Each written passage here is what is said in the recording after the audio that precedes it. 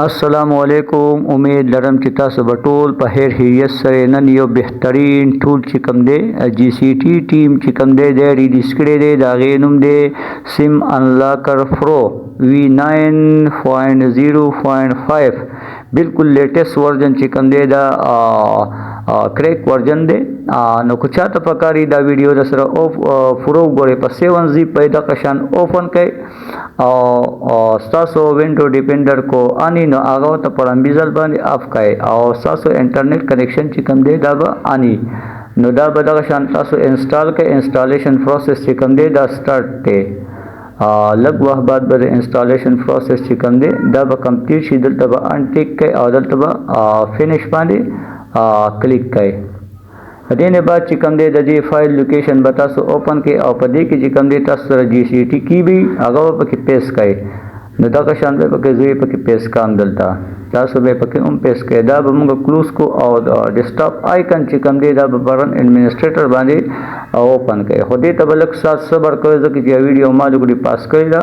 نو تاسو به ورته لږ سات صبر کوئ. نو دې به په خپله اوپن شي دا لوډر. د دې نه بعد چې کوم دی سیم انلاکر پرو په دې به تاسو کلیک کړئ او دې ته به لږ سات صبر کوئ. دغه شان به راشي دا به الاو کړئ. دا به دو پاڼې تاسو الاو کړئ. نو ستاسو ټول چې کوم دی دا به لږ ټایم بعد چې کوم دی لاګین پاسورډ غواړي. نو په دې کې به تاسو هر څه جیمیل پکې تاسو ورکوئ. زه پکې دلته چې کوم دی جیمیل آی ډي پکې ټایپ کړم او د لاندې ولا پاسورډ ورکړم. خو ستاسو انټرنیټ کنیکشن چې کوم دی دا به ورته اني صحیح شو.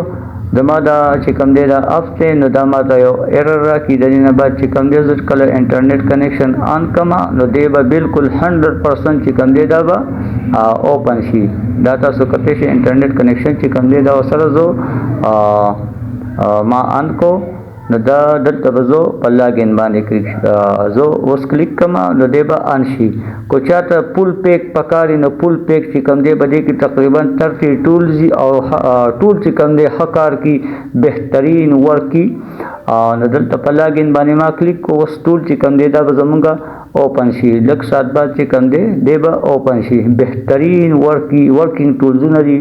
30 ټولز دي په فول پیک کې 30 31 او نو ټولزونه چې کوم دی دا پکې ایډ کیږي. په دې کې څومره نوې سکیورټي چې کوم دی دا تاسو پکې انلاک کولی شئ. FRP لاک فلیشینګ بوټ لوډر انلاکینګ او کو چاته د فلیشینګ په دوران کې یا نور مسلې سره چې کوم دی آیمي اورینل آیمي چې کوم دی دا نول شوي یا 00 شي نو دې ټول په مدد سره تاسو ریپیر کولی شئ. کو ویډیو هم خوښه شي نو ویډیو د سره لایک کړئ. په چینل لمبي ځلې نو چینل د سره هم سبسکرایب کړئ ځکه چې GCT څومره ټولزونه چې کوم دی په دې چینل به تاسو د انسټالیشن فول طریقه چې کوم دی دا به تاسو ته زه هم د دې بعد به ان شاء الله یو نیکسټ ویډیو پای کې به فول انسټالیشن میتھډ هم ویډیو د سره لایک کړئ.